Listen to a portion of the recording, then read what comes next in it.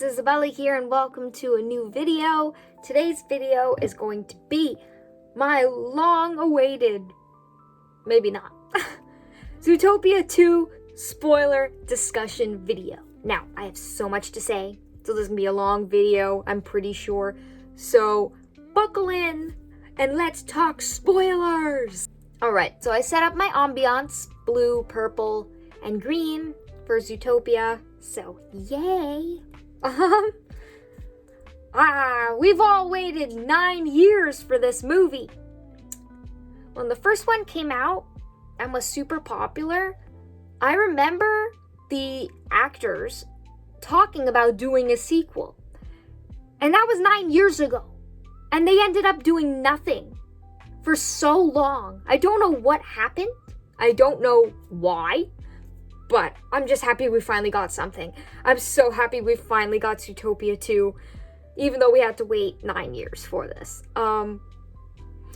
It's weird because it feels like it's been such a long time and a long wait, and at the same time, it feels like no time has passed at all. I'm just so weirded out by that. It's so bizarre. I don't know why time is funny like that, but in Zootopia, and especially in these two movies in particular, it also feels like no time has passed. And not just literally in timeline aspect, because, yeah, in Zootopia, it's been like Nick and Judy have been working together for like a week. So they've probably known each other a couple of months because Nick went to the academy, so that probably took some time. So anyway, it's just amazing that they could make a sequel 9 years later that still feels so much like the original and feels like no time has passed between the quality of that film and this film, except for some of the animation looks so much nicer and all of that. So the technological advancements are obvious, but the vibe and the overall characters feel like they're all the same, and it feels like no time has passed. And I'm just so grateful to the directors and the writers for doing such an amazing job at keeping all of these characters feeling authentic, keeping the world still feeling just as great as it did 9 years ago. Sometimes that's a hard thing to duplicate after 9 years of being in a certain world. So I think they did a great job with that. Okay, so we're gonna start from the beginning. So, I love that they took those aspects of, like, those news reports in the first movie and amped them up a little bit in this movie. Like, I thought the way they used them in this movie, those news reports, was really fun, and, like, I enjoyed them way more than I did in the first movie. I don't know if it was just because they were reporting on Nick and Judy's, like, journey together. I don't know. But something about those broadcasts were just so fun to watch. Like, in the beginning of the movie when they're doing their what happened before or befer. Love the puns. I was just like, yes, give us the recap. And they were talking about how Nick and ex-con helped solve the case with Judy, who was a rookie cop, and I was just like, you bet your ass! I was just like so proud of those two watching that opening news broadcast. I was like, yes, those are our guys! Those are our favorite characters! Those are our dudes! Yes! Oh, that's our duo! I was so proud of them. I was like a proud mom. I was so happy. So yeah, and especially the closing broadcast was also fun.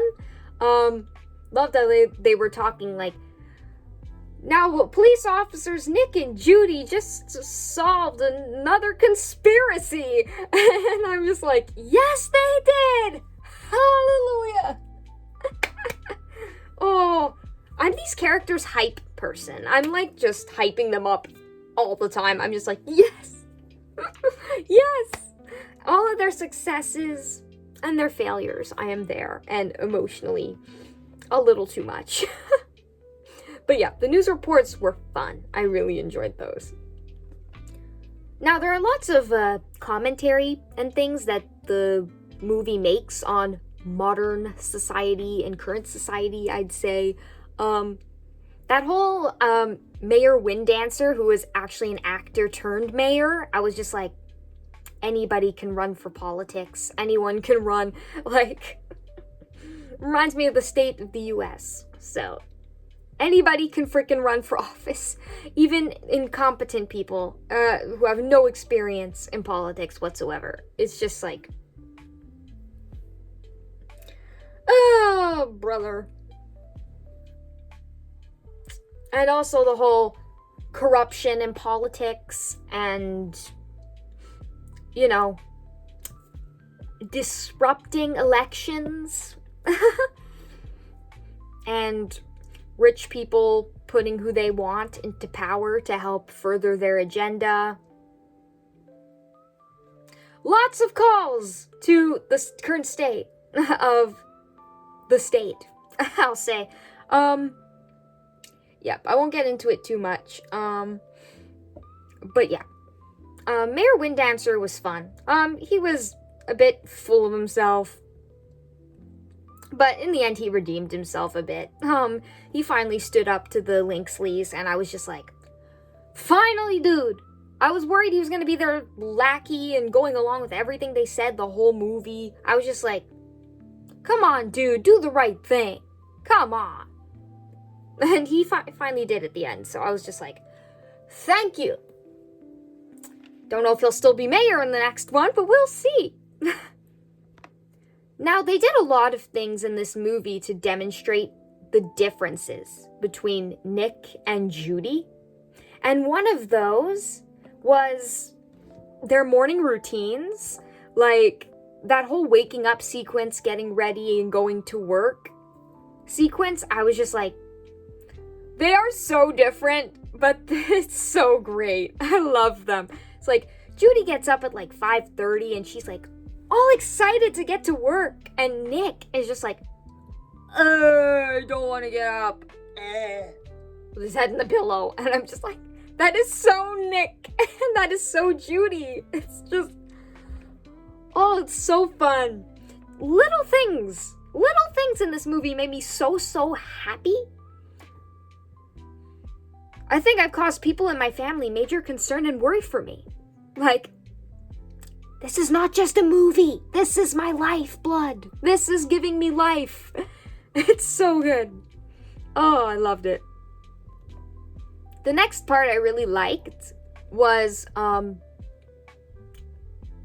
scene in the precinct, the bullpen, I guess you call it, where Bogo is like giving out the assignments, and he's like, I know, like, Hopps and Wild, you guys want to get into doing things, but as rookies, you have to, like, just follow the professionals and learn how they do it. And they're not even there. They're just already on the case and on the scene, and they didn't even get authorized. And I'm just like, that is so Judy coded. She just jumps into things and is like, oh man, she did that in the last movie too. She was like, I will find Emmett Otterton. Oh god. Yeah. But yeah, and then Clawhauser comes in and is like, Nick and Judy are already on it with their baby.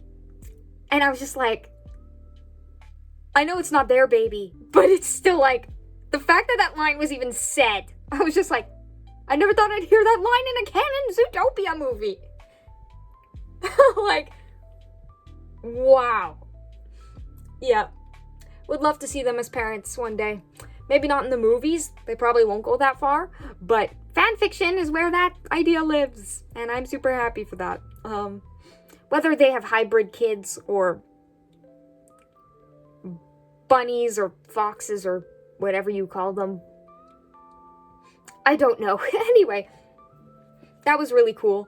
I loved how they played a couple for the bust at the beginning of the movie, and they were undercover, and I was just like, thank you writers and directors for giving me a taste. Even if it's not real, You gave me something that's them pretending to be a couple, and it's them being a couple in some way. So I'm very happy I got something like that. Super happy. Love that they were pretending to be, like, together, and with their little, with Finnick pretending to be their bunny fox baby kind of thing. It was so cute. Whoever came up with that idea for the movie, thank you. I love you. Oh, it was so good. And Nick's whole act was just funny. I was just like, oh, dude, you're so good. He's so good at hustling people. He still is. Oh, he's still just as good. Oh, he's really good.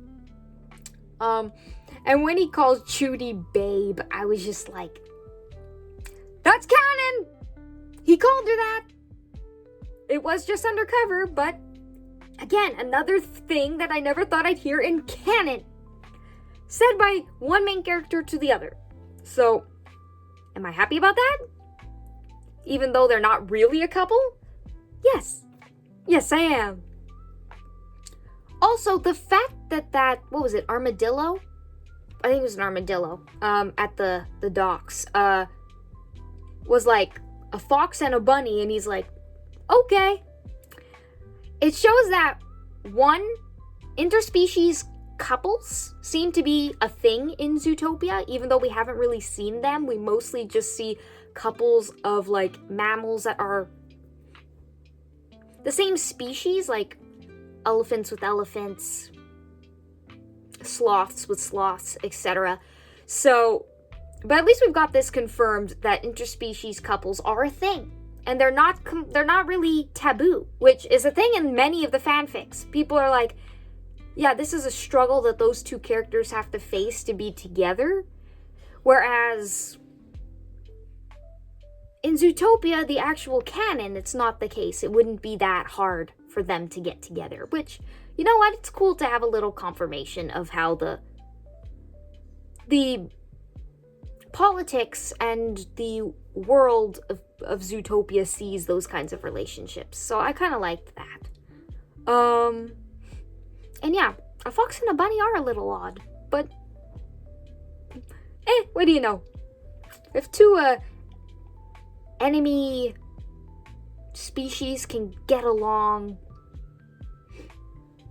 and maybe fall in love along the way, hey, good for me.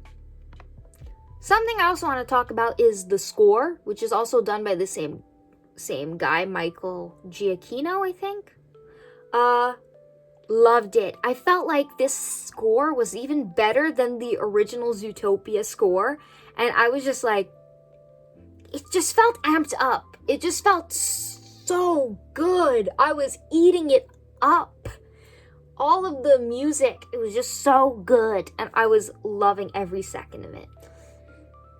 Oh, I don't know how to explain it, but the vibes of the score was just so good, and I just loved it. I've been listening to the score a little bit on its own, and I'm still loving it. Really great work by Michael, and I love those, like, urban jungle-esque musical pieces. They're so good, and I love them.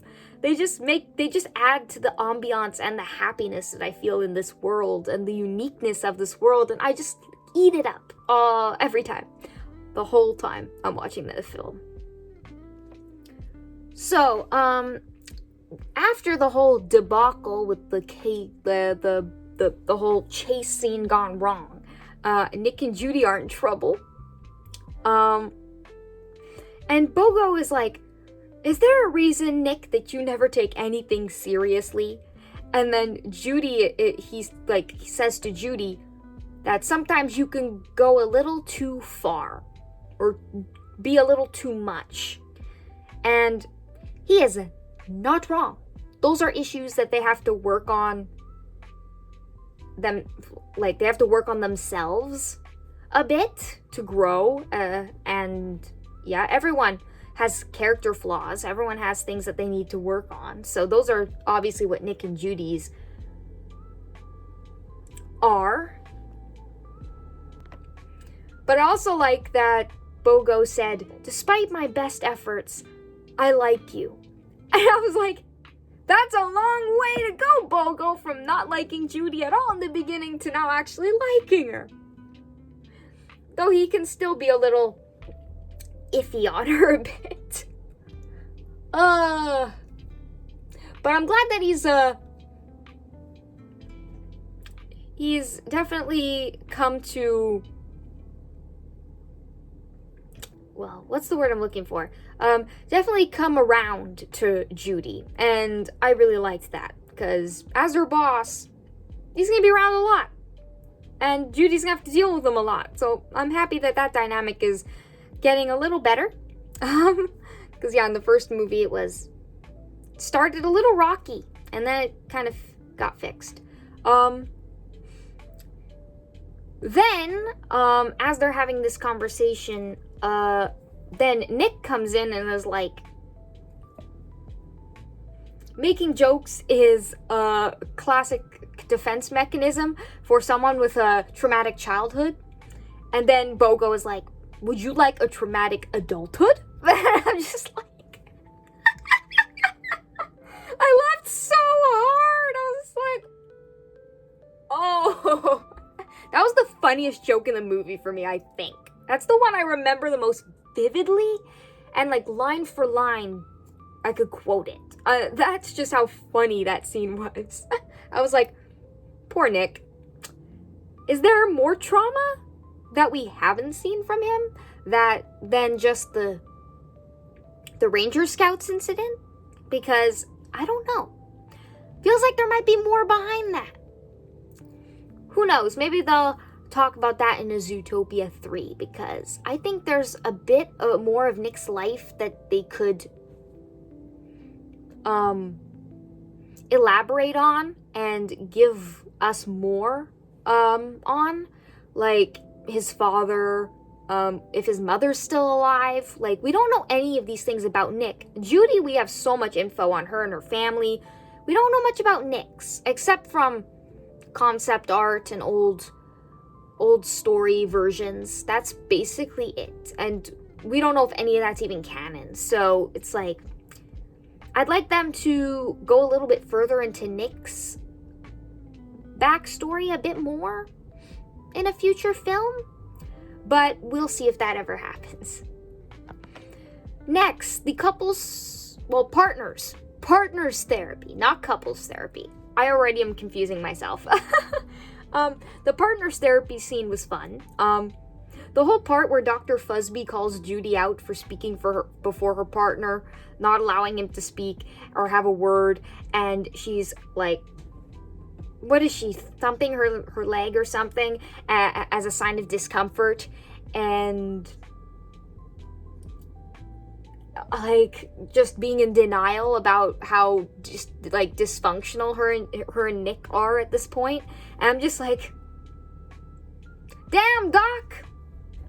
And then she freaking the doctor freaking roasts Nick too, and I'm just like, oh, these poor two. And I'm like,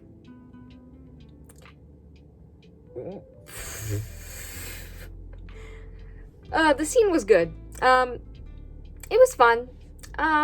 Besides that, not much. But yeah, the fact that they have to go to therapy to try and learn how to be good partners was kind of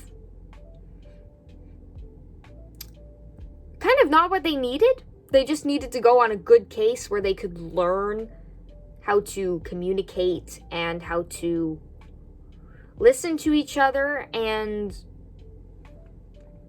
yeah, I feel like the field helped them more than the therapy session, but whatever. So yeah, the whole end of that, where they're exiting the precinct and all of the other officers are just making fun of them for their really bad screw up earlier that day, and Judy's like about to go give them some, and Nick is like, okay, slow down, partner. he's so good. I love him. But yeah, when they're all at the door freaking still making fun of them after they've exited the precinct, I'm just like, You police officers are so freaking childish. Like, grow up. Come on. I was just like, these poor Nick and Judy, they don't deserve this. Oh, I was very mad at the other police people. I was just like, you guys suck. I mean, maybe that's the culture. Maybe that's just how it is in precincts. You make a mistake, you never hear the end of it. But yeah, that was fun. What else? The happy anniversary line.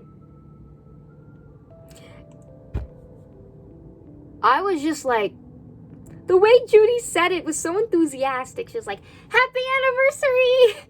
I was just like, that line can be construed in any way you want. As their partnership anniversary for how long they've started working together. It's been a week. To, I could see it as a romantic anniversary, even though it's not. It's not. At that point, it's not really romantic at all to me yet. But still, the whole fact that it was called an anniversary was fun. And I was just like super happy about that. It was great. I also really liked the way they showed Nick and Judy's differences through their commutes. That was also really a fun way to do it. Judy takes public transit home. Nick walks home. He lives pretty much in a dump underneath a, what do you call it, a business, a gym for elephants. And Judy lives in a pretty decent apartment complex-ish. Definitely better than where Nick's living. So you can see the living conditions of both of them are completely different as well. But also, after work, Judy is just back into the work at her desk. And Nick is the opposite. He's just on the couch watching TV and relaxing. And I'm just like, this is totally great. This is just so much fun. Oh, the way they visually show these differences. Instead of just telling us, they show us. And it's so great. Something I also want to address, Judy's family, like her parents calling her and whatnot after her day of work, and her grandmother's like in the background of the FaceTime, just like, when are you gonna settle down and have children, or like something like that. I want grandkids. And I'm just like, I could see her doing that with Nikki. Of course, Judy is like not like in the mood to hear this. She's just like rolling her eyes like, you people are still expecting me to quit to just settle down and have kids. And that's not Judy's plan at all. Oh, but I could totally see her settling down with Nick. Maybe not in canon universe if they don't make them official. But fan fiction always exists. And this just feeds the shipper in me, and I'm just happy. I'm just like, yes, Nick and Judy having children. I wonder how that would be. That's just a great thought, and I'm just loving it. I'm relishing in that thought. Then there was the whole thing with Judy's mom and dad comparing their marriage to Nick and Judy's partnership, and basically they were saying something like, in a partnership, you can either be right or you can be happy. And I was just like, this is such good stuff. We're being fed so much good stuff. And it seems like her parents are okay with her having a fox partner. And it's just like, if he one day becomes more than just a work partner, maybe they'd be okay with it. And I would actually be very happy if they were, because that would be really cool. But yeah. That was fun. Yeah, the whole thought of Nick and Judy ever being married, that advice would actually be really great. And I'm just like, the idea of them ever marrying would be... I don't need to see it happen in canon, but if I get fanfiction, I'll be happy. But anyway. I'm getting ahead of myself. So later on, Judy shows up at Nick's apartment to drag him into this case that she's like, something is going on here. And apparently Nick never invites her over. And no wonder, his place is a total dump and a mess, and he's probably embarrassed. He just puts up that smirk, and he just, like, puts up his defense mechanism to cover his insecurity and embarrassment. So, but yeah, he never invites her over. So does that mean they hang out at her place? Probably. In most of the fanfics, anyway, he hangs out at her place more than she does his. But anyway, I see her coming over a lot more now to his place. So we'll see. And the whole reason she wants to do this case with Nick, or even like try to figure out like what's happening, she's like, she says she wants to prove that they belong together. And she's saying that in a partner context, like work partners, I guess, to prove to the precinct and BOGO that they belong together as a team. But I also saw it as like belonging together, like Judy. Are you confessing love right now? Like, obviously it's not literally, but it's obviously something that I can read into and be like, I ship you guys more because of this line. It's just so good. Yes, you two belong together. Whether it's friends or shipping romantically. But anyway, the movie leaves it ambiguous. But to my shipper heart, they feel so close to becoming a couple. It's insane. And I love it.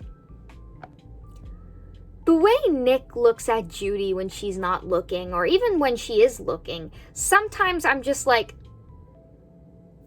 oh, it's beautiful. It's like this guy, he cares so much about her, and you can tell just by his facial expressions and even sometimes his body language. And I'm just like, Nick, you are the sweetest soul. Why are only fictional men like this? Come on, men. Take some notes. This guy is great. Even though he has a hard time communicating his emotional bond and how strongly he really likes / loves Judy. And I'm just like, oh, dude, you make me so happy. Oh. If there was any one of the two that I felt was starting to feel something for the other more, Nick feels something for Judy, like, so much in the beginning, more than she does, and then in the end it feels like she also comes to the same amount of likeness and love for Nick at the end. And I'm just like, you two are finally on the same page. It's so beautiful. Oh yeah. I think all of Nick's reactions to Judy were just so wholesome. Even when she's excited about something, it's like, when they're leaving the precinct and she's like, happy anniversary, he's like smiling and nodding, like, and shrugging his shoulders like, that's my Judy. It's just great. And before entering the party, when she's like, she's always dreamed of infiltrating a party like that and a place like that, and the way he's looking at her and how excited and happy she is, it's like, he gains so much happiness from seeing her happy. And it feeds my heart so much happiness. It's just too good.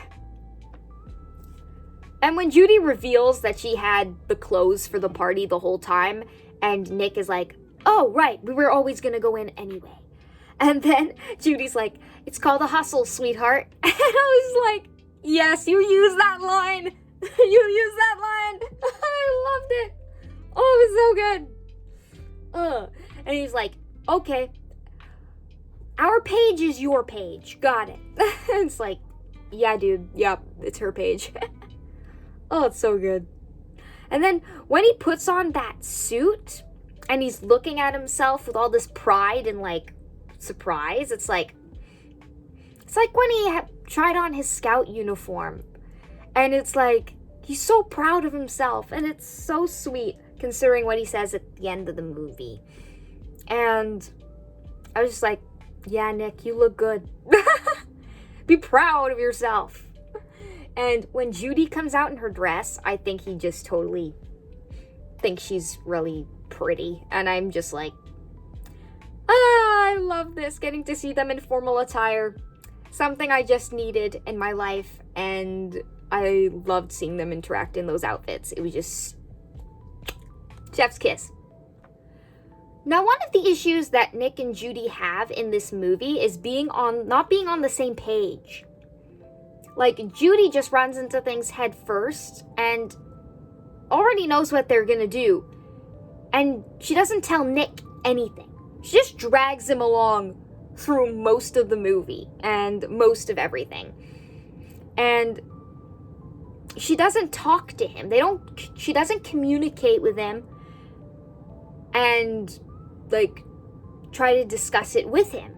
And that's a thing that they have a hard time doing, and I can understand that. Learning to communicate is one of the most important parts of any partnership, regardless if it's romantic, friendship, work-related. If you're not communicating properly, there's going to be a problem. There's going to be problems. And that causes so many problems for these two in the movie. And eventually they learn how to communicate and be vulnerable with each other. And it's so beautiful, the journey that they go on to get there.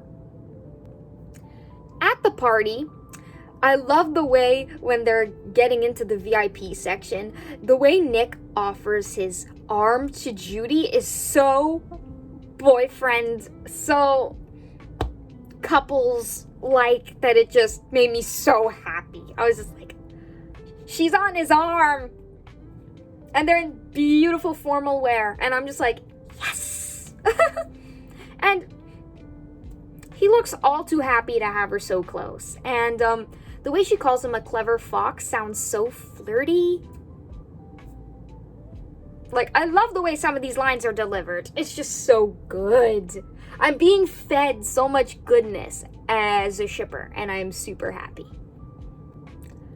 Next, I want to talk about Nick's, like, the look on Nick's face. He looks so mad or so jealous when Judy is, like, laughing with Paubert. And I was just like, yes, man. Yes, man. Be jealous! Yes! That means you care! Yes! Give us more of these visual signs that he cares for her, even more than a friend, maybe. I don't know. We're left ambiguous about this, but it's just, yes, Nick, you are jealous. She is your bunny. Yes. Next sequence I want to talk about is the sequence where Judy's running after, / Nick is running after Gary the Snake. And we learn that the Lynxleys are okay with killing people to hide secrets. And I'm just like, oh wow, villains that are actually okay with killing. This is upping the stakes a bit. It was kind of scary. And the villains, like the Lynxleys, they're like, just like Milton is just expecting Nick and Judy as police officers to write up a report that's a lie and say that the snake attacked them. And I was just like, in the theater, this is Judy Hopps. Judy Hopps would never, like, no, she's not gonna do that. And of course she doesn't. So proud of my girl. We need more people doing the right thing in this freaking world, man. And then the Lynxleys tell everybody that Judy poisoned the chief when she obviously didn't. But it just looked really bad. And so they were just like framing Nick and Judy for attacking the police chief and stealing the journal. And I'm just like, well, shit. Yikes. Before the movie came out, I was always wondering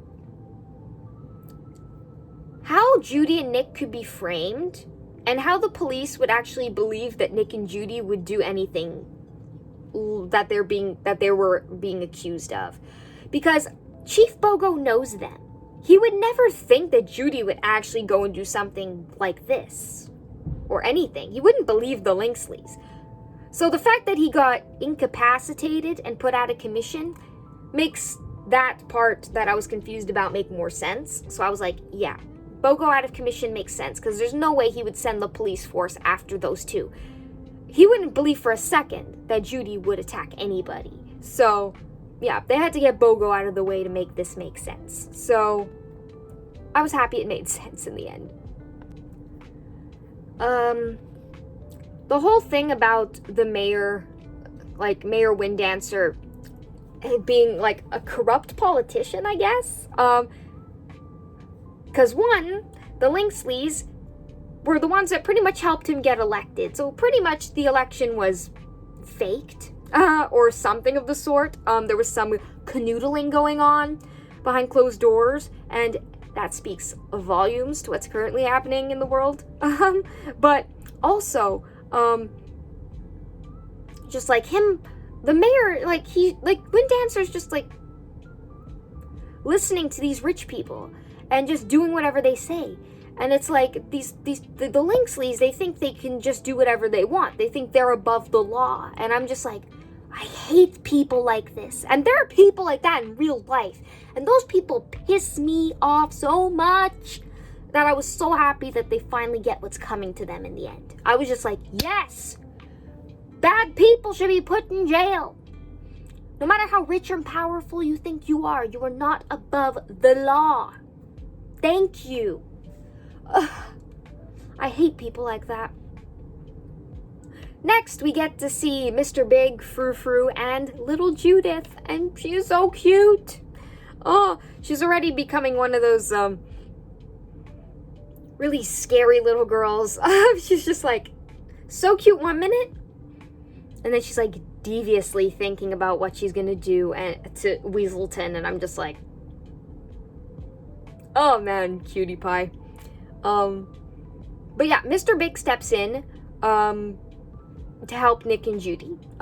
Mostly Judy, because he, as he says, we like one of you, so we're here to help. And I'm just like, yeah, Nick's never gonna be able to live that rug down, is he? Poor guy.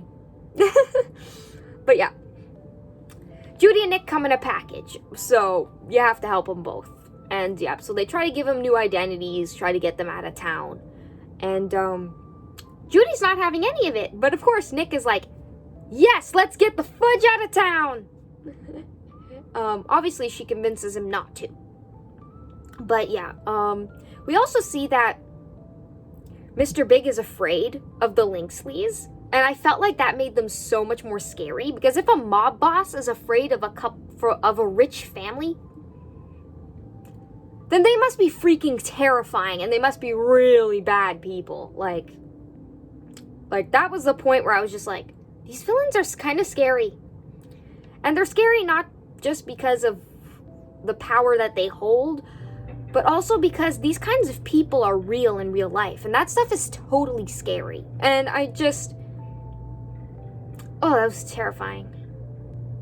So eventually they get to Marsh Market, and they get on that boat / contraption thingy that's on these, I don't know what they're called.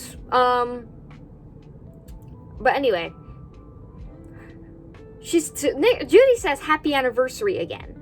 And then I think Maple's the one who says, it's your anniversary. And then so does the creature they're riding on. He's like, it's your anniversary? And then they play the music, and this romantic music, and I'm just like, they look so uncomfortable but also so cute together, and I'm just like, the ambiance.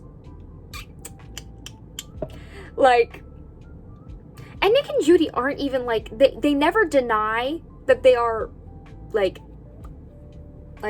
no one ever says outright that like it's pretty much insinuated that these characters think that they're a couple based on how they're saying it's your anniversary, and then them putting the fancy music and then the beautiful lighting, and I'm just like, the fact that they're not denying that they're not or are a couple, still leaving it ambiguous, eh? Not giving us really clear-cut answers. And you know what? I'm still totally okay with that. I can still read into the stuff I am seeing in front of me. So, yeah, that was cute. So when Nick and Judy are running from the cops again, they're now in the boat where the reptiles are. And he's pulling on her ears, and they're both arguing back and forth, and basically they feel like they're fighting like an old married couple, and I love them. Whether they're getting along or fighting, their dynamic is just so good. I was just like, you two fight like an old married couple, and I love it. Yes. Give it to me. I love it. Keep fighting a little bit. It gives me life. I feel like the reason I like Nick and Judy so much as a duo, and why I kind of ship them as a couple, is probably because they are so Rapunzel and Eugene coded. And I'm not the only one who said this. Other people in the fandom I've seen saying that too. And yes, they're different characters. They're not completely identical. But the vibes are just the same, and I'm loving it. It's just so good, the dynamic between these two. Ugh. This is what Disney should do with their, the duos with amazing chemistry. It's just... That's why I go see these movies, because of these characters, and how much I love them, and them together, and them interacting, and it's just such a fun time. So we learned that the Lynxleys have expanded Tundra Town before, into the reptile lands, I believe. And it definitely symbolizes things in the real world that happens. Rich people always wanting, or even just developers or people in general, always wanting more land and driving people out of their homes and off their lands to take it from them, or erase cultures that they deem less than. And I'm just like, this stuff is atrocious and evil, and I hate it. And again, it's scary because it does happen. It's happened in history in the past to indigenous people. It's happened to so many different cultures and so many different groups, and it's just so sad.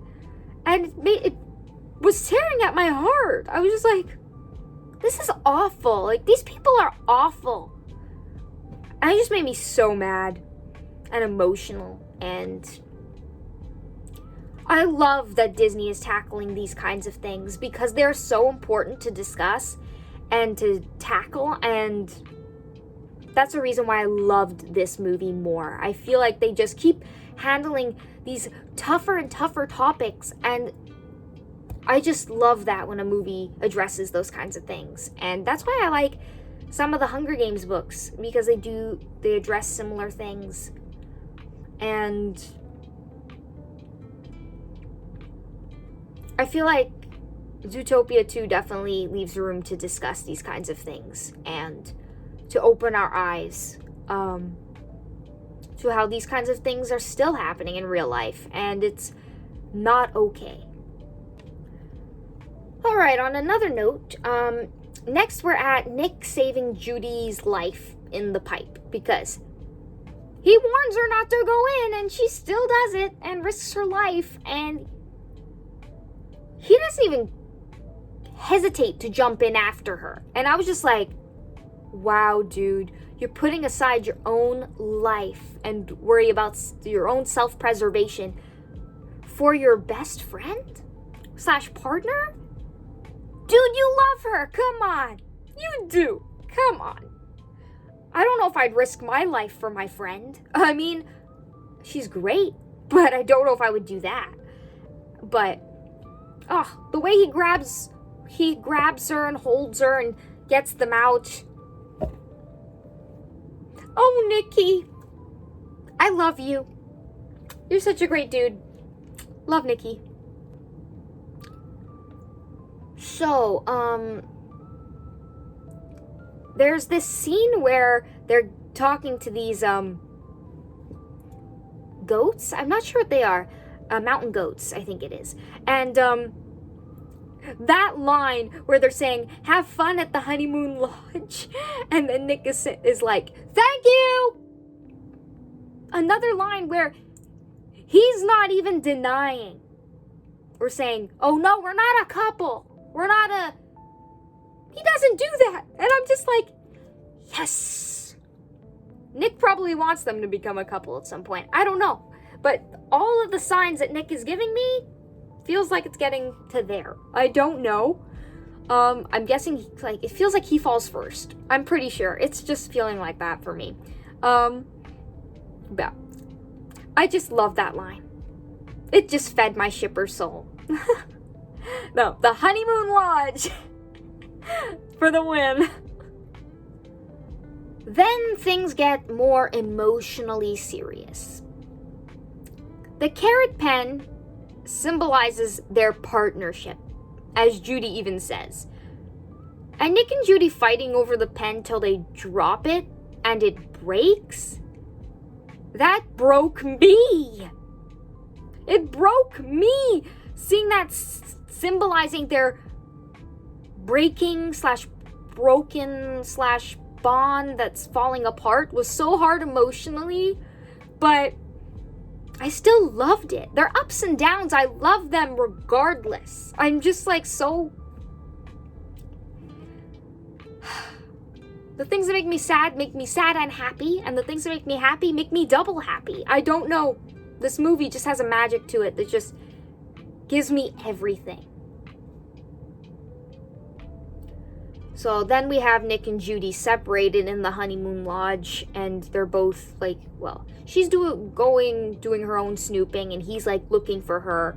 And then at a certain point, they're separated visually by the lodge like breaking in half, and both of them are on different sides. And again, another visual way to show their partnership just breaking apart.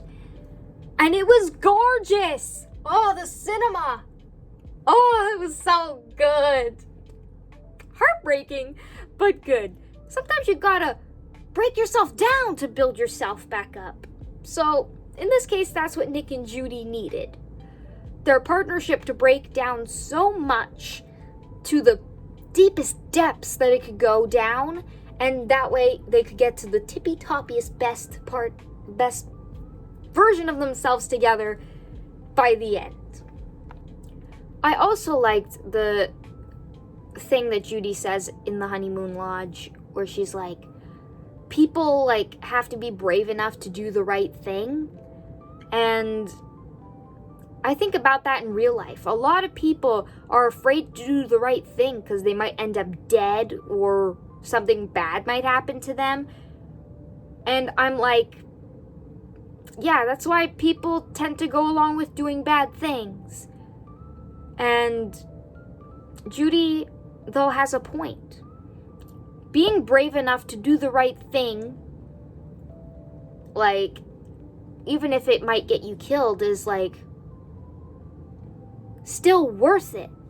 Because it means that you're doing good. But at the same time, Nick doesn't see it that way. So another way they're different is that she sees the world as a place that can be fixed if people do the right thing and are brave enough to expose those who aren't doing the right things and doing the absolute worst things and standing up to them, because that's what we need more of in this world. People like that, people like Judy, who don't let people get away with shit. Just because they have power, prestige, doesn't mean that they should be allowed to get away with things like this. And people need to be brave enough to stand up to these kinds of bullies. And just seeing how Nick is like, the world is what it is, and no matter how much you want to, sometimes you can't save it. That really just made me sad. I was just like, Judy saying, I guess we are too different. It broke me. Oh, because their worldviews are so different based on their upbringings. But in a way, it feeds each other. His cynicism about the world, she needs some of that, not a lot of that. And he needs some of her naivety and some of her, like, believing in hope for the world. And I think that by the end of the movie, they definitely get those things from each other, and it makes them better people. And that's what any partnership is, regardless of friendship or romantically. If the other person makes you a better person and you can grow in the things that you're lacking, it's beautiful. It's beautiful friendship, beautiful relationship. I love it. Next, I want to talk about, again, Nick, when he's being arrested, and then when the Milton Linksley is threatening Judy in front of him and is like, you will live long enough to see your partner pretty much dead. I'm just like, poor Nick looks so worried and so like, you're an awful person. His expression is like, I hate you. And I'm just like, he's not even worried about himself. He's worried about Judy. And I'm just like, dude, you are too much. And something that Milton Linksley says to Nick really pissed me off. He was talking about how, like, he can make any creature that he deems troublesome. Basically, he can label them or make them look to the world as untrustworthy or lesser than. And, like, he can just do that with the snap of his fingers. He'd be like, if I tell people not to trust foxes, they won't trust foxes. Foxes are lesser creatures. And I'm just like, that's the kind of thinking that makes black people get lynched and makes people hate other cultures and see them as lesser than. And you see how the Linksleys love to sow division and hate and dislike for other species or even other creatures just to gain power. Like, the reptiles have never been dangerous. They just used that to be able to gain more power and more land. And it's just a bald-faced lie. And people do that in real life all the time. And it is just so evil. Oh, it pisses me off. But that's what makes the Linksleys such good villains. I was just like, oh, I hate you. And I don't even love you. I just hate you. Next scene I want to talk about is when Nick's in prison. And Mabel's maple stick says, like, trouble in paradise. And I'm like, that is such a romantic coded line. I'm just like, that's the line you use for couples, not partners. I see what they're doing with the wording in this movie and the phrasing that they're using, and I'm just like, you guys did an amazing job. I've never seen a movie do so well balancing the act of, like, friendship and romantic in, like, such a good way. Like, oh my god, they did it so well. And then Nick just admitting that he doesn't want to lose Judy, and that's why he said the case wasn't worth dying for, was because he doesn't believe it's worth her dying for. And we see he wasn't being selfish or trying to run away. He wasn't trying to preserve his life. He wasn't being a coward. He was being completely selfless and caring about Judy first. And I was just like, wow, dude, you're just such a good soul. Oh.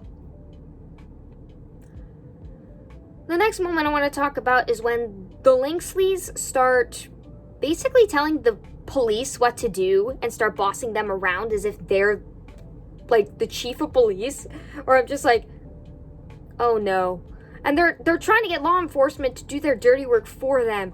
And I was just like, when they were about to kill Judy, like, I was like, telling the police officer, please don't do that. Don't shoot to kill. Come on. You know this is wrong.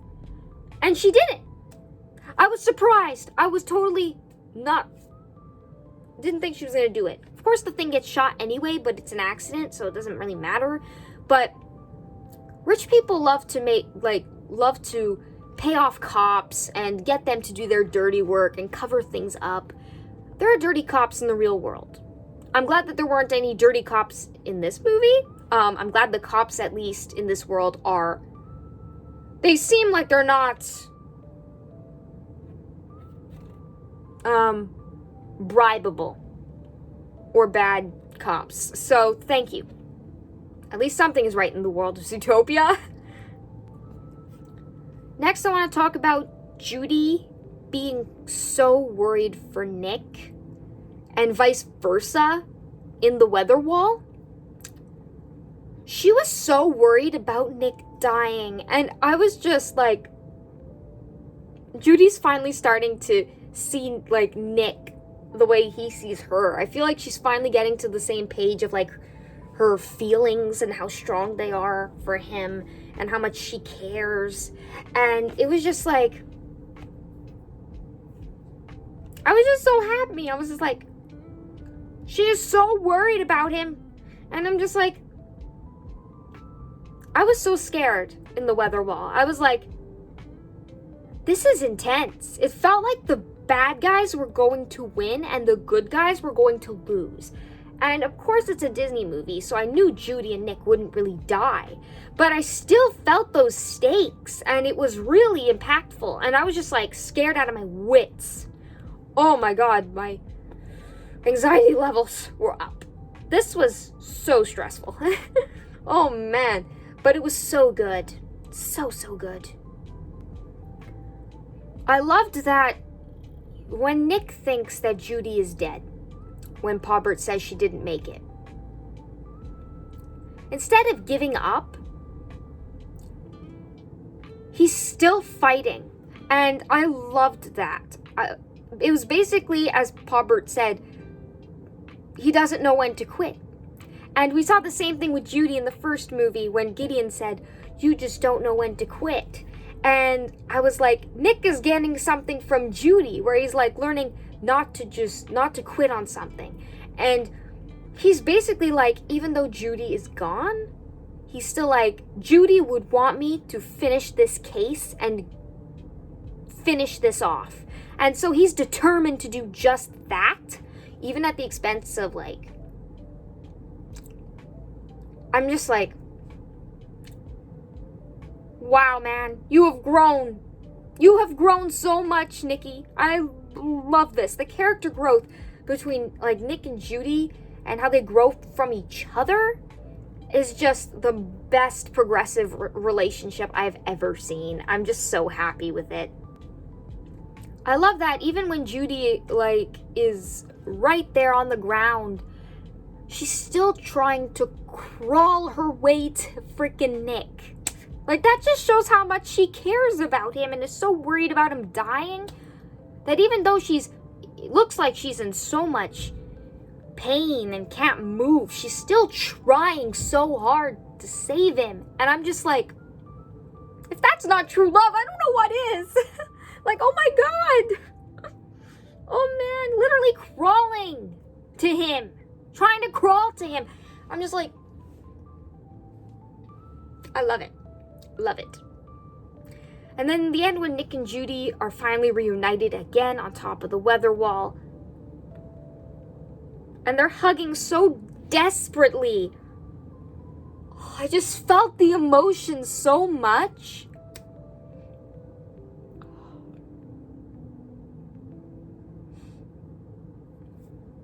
It was so emotional for me. That was the best scene in this movie, was the top of the weather wall between those two, heads down. It was the best. Oh, so emotional, so good. Gary leaves them to give them a private moment, which is so something in a romantic comedy. And I loved that. And I was just like, yes, leave them alone as if they're a couple and they need to talk. Yes, please, yes, give me this. Yes, thank you. I think everybody in this movie sees them as a couple, even though they're not. And it shows. They don't say it explicitly, but it's pretty much shown through gestures and phrasing of words. I'm just like, yeah. Nick literally, though, risking his life to get that freaking pen or that injector thing, for the anti-venom, and throwing it to give it to Judy, even though he could die. Him risking his life for her is just, he's done it multiple times in this movie. And I was just like, if that's not love, I don't know what the hell is. This guy was willing to die to save Judy's life. And I'm just like, he cares so much about her. He cares more about her life than his own. And it is shown time and time again. And that's just love, regardless of, I don't know what else to say. So yes, this video is already very long, but I still have stuff to say. Nick and Judy's confessions at this point at the weather wall. Saying that she's the best thing that ever happened to him? That is such a romantic thing to say. Like, I've only ever seen that line in, like, romance movies. Like, come on. Like, that was just so beautiful, because the way he totally did not like her or want to help her at all in the first movie, to this, where they are now in their relationship / partnership, Nick has done a complete 180. Like, oh my god. This is beautiful. It's beautiful. And then how he was saying that no one else in the world matters more to him than Judy does. And I was like, oh. And the way he's like taking accountability for the reasons why he keeps things so bottled up because of his traumatic childhood, and how he's like, it's no excuse. I was just like, thank you, you're taking accountability. Yes, this is how we want this to go. Just like Judy had to take accountability for her mistake in the last movie. When it came to him, now he's doing the same to her. And she also says that no one else matters more to her than him. And he was the only one who ever believed in her, which I was just a bit like, actually he didn't in the beginning. Like, that much at all. But yeah, he was the first person to definitely believe that she could do it. Her parents didn't believe in her at all until she solved the first case. So it's like, yeah, he was technically one of the first people who believed in her. And even in the times when she doesn't believe in herself, he believes in her. And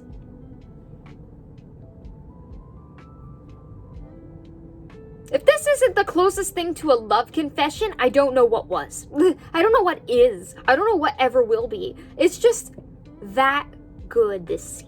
And I loved it. It felt like a love confession, even though it wasn't exactly. It wasn't, but still.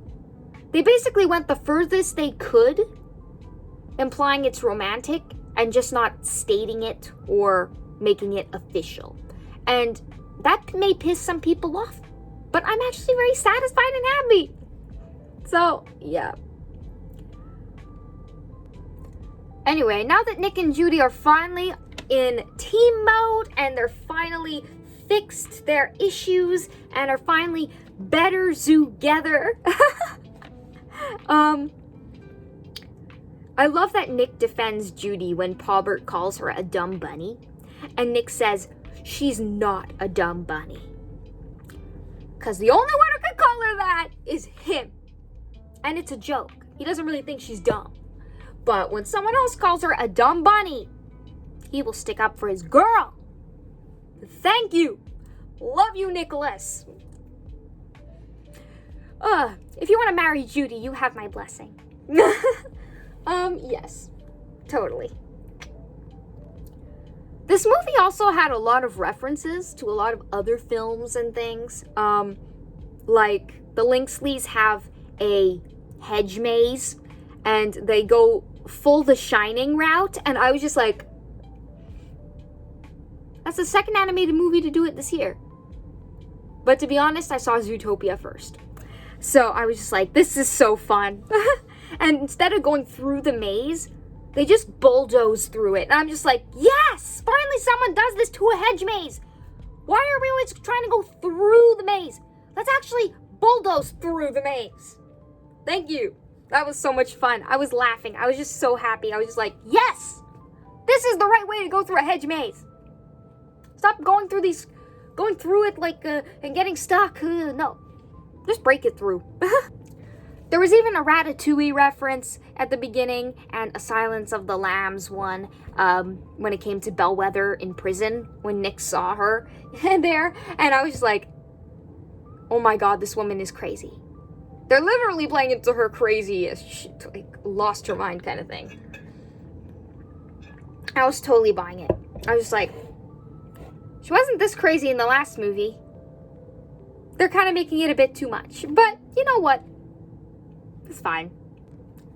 I love how this movie has a message about how what makes Judy and Nick different makes them stronger. And it doesn't just apply to them. It applies to every mammal and every creature in Zootopia. What makes them all different, all of their differences working together makes them stronger. And this whole message of better together is like so good. I'm just like, yes, that's how we should be in real life. That's how it should be. It's just like, instead of hating on differences and looking down upon people who are different from us, why can't we all just work together and make our society a better place? And that's the whole message of Zootopia as a whole, this whole universe. And I wish the world was more like this. And yes, it's a movie, it's fictional, but we gotta hope, right? The world can be better if we make it better. And it might take a long time, but maybe one day society will get there. There will always be some hate and division, but maybe one day we'll figure it out. In the end, we get Nick and Judy at Gary's house / his family home.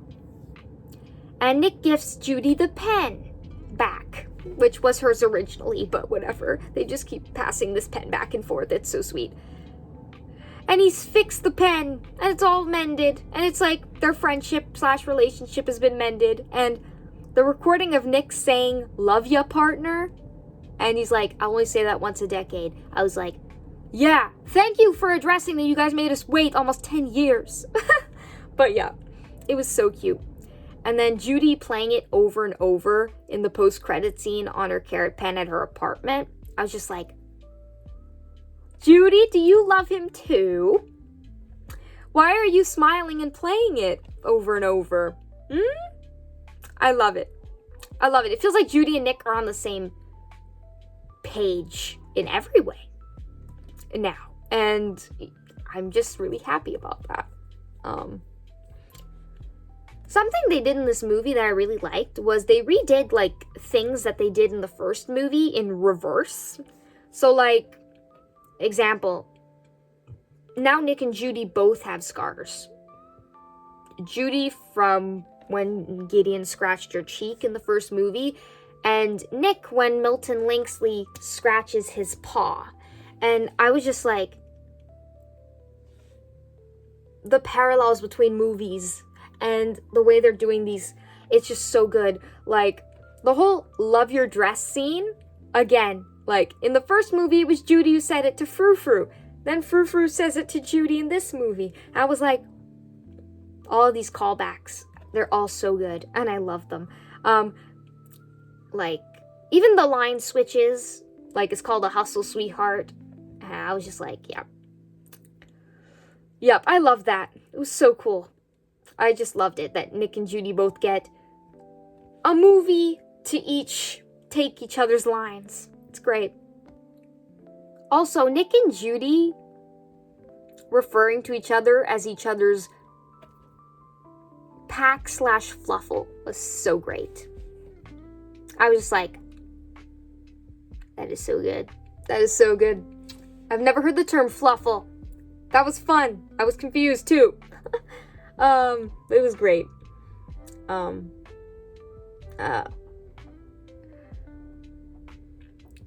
also liked that in this movie felt like a part 2. Like, it feels like these movies are one continuous story, and it's the story of Nick and Judy. It just feels like a continuous, and it's just so smooth. And it's just, I love it. It really feels like no time has passed at all between movies. And as I said before, in the timeline of Zootopia, there hasn't really been much. There's not really much time that's passed, but they really made it feel that way. And I really loved that. I loved that Nick and Judy's good and bad qualities kind of mirror each other, and also makes each other better animals. And I love that they rub off on each other. They give each other just what each other needs that they don't already have, and it makes them work so much better together. Also, I want to point out that Judy technically also risked her life to save Nick, because when she gets the anti-venom pen, she's literally running to get to him. And she literally jumps off of the wall to grab Nick, not even knowing that Gary is following behind her. So technically, she was probably gonna fall with him to her death, logically. But she still did it anyway.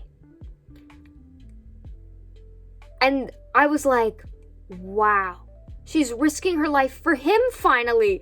It's like the tables have turned. And I was just like, yes.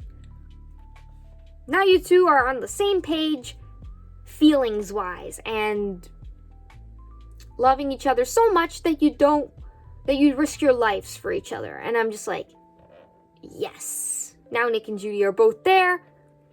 Their relationship is cemented in my brain. So, as I've said, the villains were great, but we also had a twist villain with Paubert, and I didn't feel like it was necessary, but you know what, I'll allow it. It was a smart way to do a twist villain, I think, because you wouldn't think there's a twist villain in a movie where you know who the villains are. So that's kind of a unique way to do it. But the twist villain thing does feel a bit like a repeat. As Judy says, oh, sorry, on our last case there was a bit of a twist. And Paubert's like, I know. And then, right in the neck. Ugh. Oh, brother. Oh. Twist villains are fun when done right. Paubert wanting to be just like his family. He's just being evil for evil's sake. He's just like, I finally want to be accepted just like you. I'm doing this because I want to fit in. And it's like, dude, it's not the same at all. She's doing good with what she's doing. You are doing evil. And I was just like, dude, you two are not the same. Don't even compare each other. Ugh. Very upset with him in the end. Like, oh my god. He was gonna leave her for fucking dead. I'm sorry for swearing, but oh my god. What a douchebag. Don't like him anymore. Betraying freaking Gary. Poor sweet Gary. Yeah, Ke Kwan is Gary. Makes the character such an innocent soul. Like, sure, Gary doesn't have that much character in this movie. But what we do get of him, I think he's so sweet. He's really lovable. And I'm just like on his side the whole time. I really loved him. He was a really cute character. And yeah, I was rooting for the poor little guy.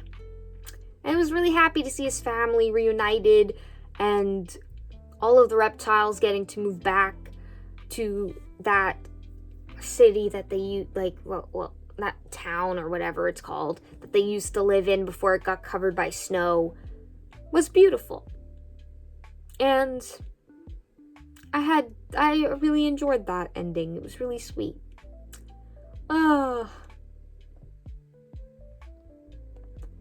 Alright, so we're getting to the last few things I want to say.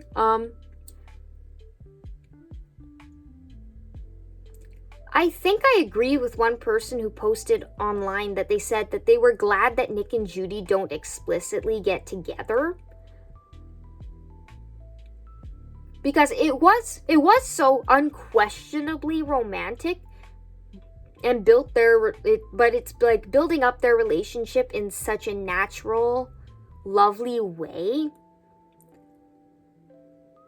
that it doesn't feel rushed.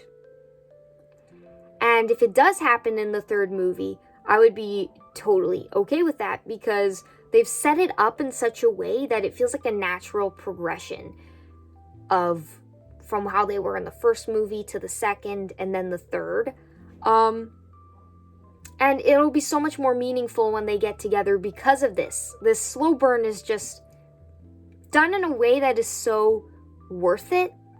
And I think if they do end up together and Disney does go that route, it'll be definitely worth it. I think it will definitely be earned. Even if they don't, they'll probably still keep giving us shipper stuff to fill our hearts. So regardless of whether they get together or not, is Disney's decision. But overall, I will be happy as long as we still get these great little things put in for the shippers. Like, thank you. Yes, I will take that, and I will be happy with that. But yeah, I am so here for this. I'm so here for the two of them, whether they're friends or together as a couple. I just love them as characters, and I love them as a duo, and I will watch them no matter what. I'm just in love with these two. In whatever form their partnership takes. Finally, I think I'll say I gave this movie a 9 out of 10. I was just like, this is even better than the original. It's just the vibes were even more immaculate and the story was so much more interesting. And the dynamic between the two main characters was so good. And those are the things that I look for in a film that make it good to me.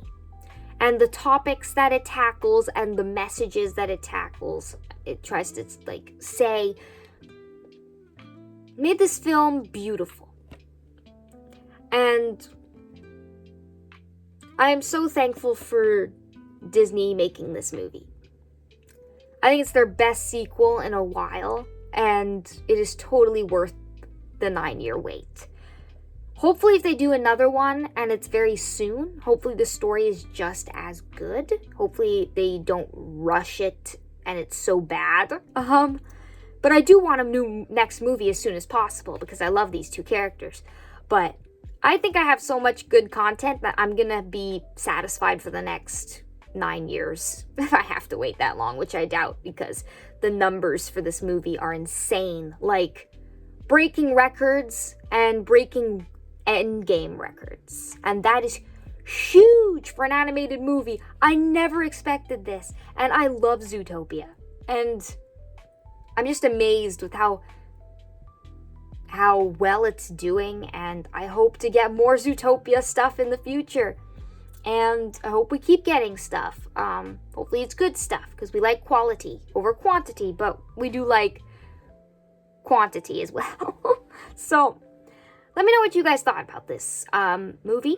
I feel like it gave me life. It reinvigorated my love for animation again. And I'm just like, every time I watch a really good animated movie, it just inspires me again. And yeah, this movie is special. You have to go see it in the theater. I know people online said they've already seen it twice. And I can't afford it, sadly. I have to go see Wicked as well, which seeing lots of movies is expensive. So if you've watched to the end of this video, since it is super long, thank you so much. Please like if you like these kinds of discussion videos. Comment down below what's your favorite scene or anything from Zootopia 2, and subscribe for more animation discussions and reviews and things of that nature. And I will see you guys in my next video, hopefully soon. So, see you guys next time. Bye-bye.